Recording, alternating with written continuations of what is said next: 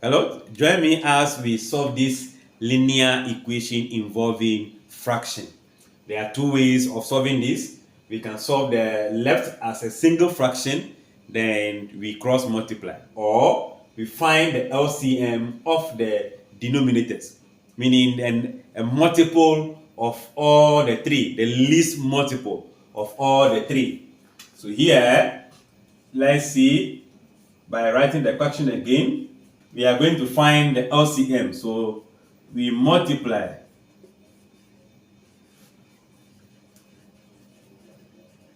by the LCM. Let's just say what will be the LCM comparing this.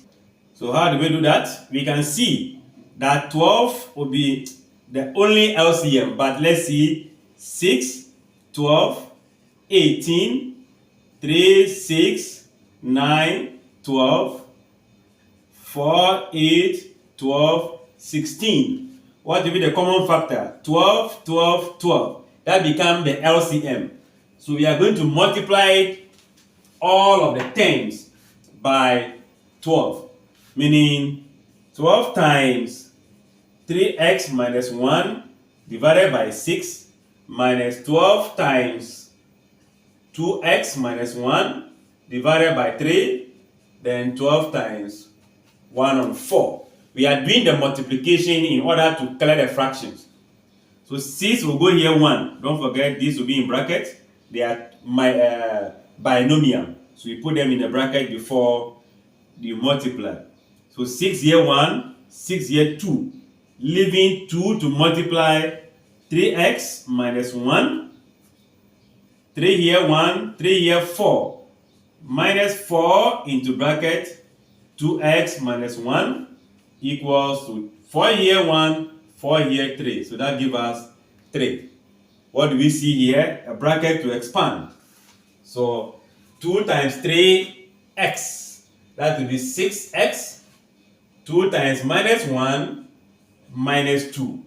This is a minus 4 times 2x. That will be minus 8x. Minus 4 times minus 1, positive 4 equals to 3. Linear equation, right? We can group like terms. Let the x be together. So 6x, then minus 8x.